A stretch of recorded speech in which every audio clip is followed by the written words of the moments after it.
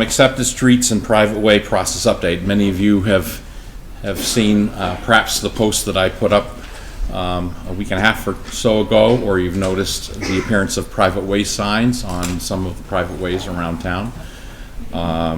This has generated a lot of questions, which is fine. I expected it to generate questions.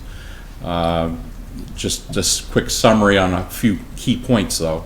We're not changing the actual designation of any streets in doing this process. What we're doing is documenting the actual legal state of those ways and those streets so that everybody can be aware of it. One of my frustrations around private ways in general has always been that nobody knows if they live on a private way, if they haven't asked or gone or pursued it in some very specific way. So it's important, I think, first of all, that we document which streets have been accepted, which ones still are private ways, so that everybody's aware. That's part one. Part two is we are not changing our plowing policy in general for private ways. They will continue to be plowed this winter. There is one street in particular that was substandard physically and presented a safety hazard for plowing, and we made a determination at the beginning of the summer that we were not going to be able to continue to plow that street. We've had conversations with the residents of that street already about alternatives, and had I think a very positive meeting with them. But if you're living on a private way, we will plow your street this winter. Private way that we have traditionally plowed. Yeah. Thank you for that. A private way that we have traditionally plowed, we will continue to plow it. So that concern, which a lot of people had, I think, can be set aside. In terms of how to make a street that's currently a private way into an accepted street, general process. We've got a couple that we were already working on, Oak Ridge Drive and Dorothy Lane. But if you are on another street that you think is a private way or is labeled a private way, and you want to start exploring the possibility of having it accepted, start with a letter to the select board or an email to the select board, and that's where the process starts. It does have quite a few steps to it. It may or may not progress at any one step. It may be determined that road or street wasn't built to standards and can't be accepted by the town or shouldn't be accepted by the town. Maybe that it's not a hard thing at all and we can do it quickly. I don't really know. We won't know until we investigate them and find out the reason why certain streets aren't accepted. Some were rejected at past town meetings, some were never applied for. But to get that process going starts with a letter or an email to the select board.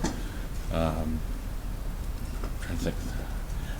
I will have some other questions that I was asked last week at my office hours in a document, and I expect we'll post a document with my original post as well as these FAQs later this week on the town website.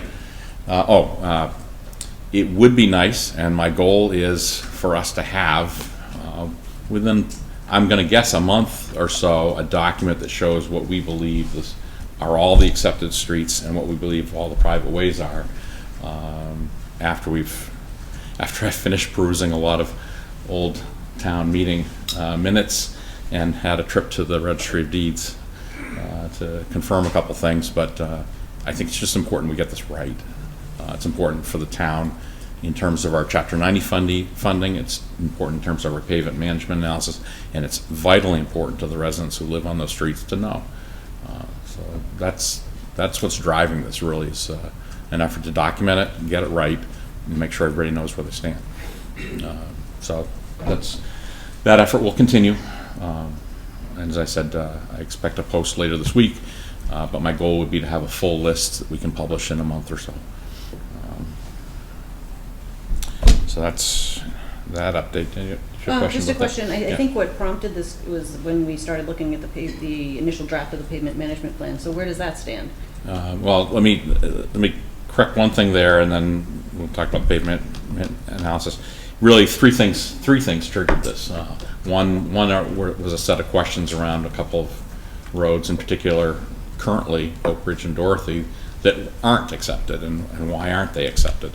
And the fact that that showed that, A, we have probably somewhere between 20 and 30 private ways in town, and many of the residents on those streets don't realize they live on a private way. So that was part one. Part two was the experience with our one particular street that we don't want to plow, can't plow anymore, and really thinking about that and about how we need to communicate better to residents of town. And then the third was the pavement management analysis, as you indicate. The fact that as we looked at that list did not match well to what we had determined for accepted streets. So in terms of where that's at, I think it's back in Beta's hands with the updated list. They have a based lot on of what work we to gave do. them. Yeah. Yeah, they were missing, that list was missing, streets. that list was missing a number of new streets, as you know. Yeah. It was also missing a couple of older streets that had been accepted at older town meetings. But also had a couple streets in it that shouldn't have been on the list, Okay. that weren't actually accepted streets. Just out of curiosity, how did the contract for that study work? Were we paying a flat fee for that study? Flat fee. Okay. Okay.